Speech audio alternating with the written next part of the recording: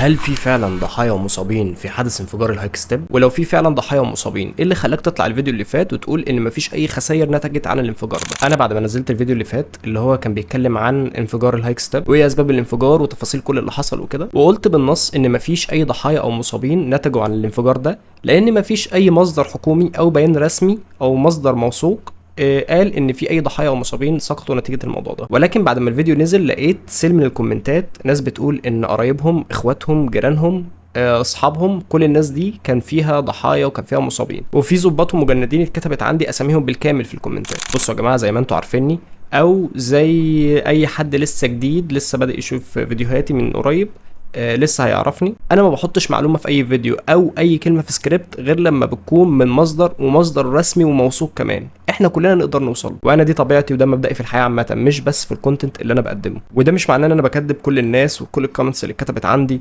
وقرايب الناس اللي استشهدوا وجيران الناس المصابين، كل الكلام ده بالعكس. والله انا عمري ما اقدر اكذبكم، ولكن انا ما اقدرش اخد بشهاده كومنت او شهاده اشخاص عشوائيين عندي واعرضها على الناس كمصدر. ده في حد ذاته ما ينفعش، وده بيخالف اخلاقيات المهنه او بيخالف الحاجه اللي انا ببني عليها الكونتنت بتاعي، الا وهي المصداقيه. ولاجل ان انا مرتبط بالمصادر الموثوقه لعرض المعلومه، فانا طلعت وقلت ان مفيش اي ضحايا ومصابين علشان مفيش مصدر موثوق قال الموضوع ده. ولكن في الاول وفي الاخر، في حاله صحه الكلام ده، ربنا يرحم كل شهدائنا، ولادنا واخواتنا، ظباطنا وجنودنا، وربنا يصبر اهاليهم ويلهمهم الصبر والسلوان، لان هم شهداء الواجب والوطن. واتمنى ان انا اكون وضحت وجهه نظري وان انتوا تكونوا تفهمتوا كلامي على قدر كبير.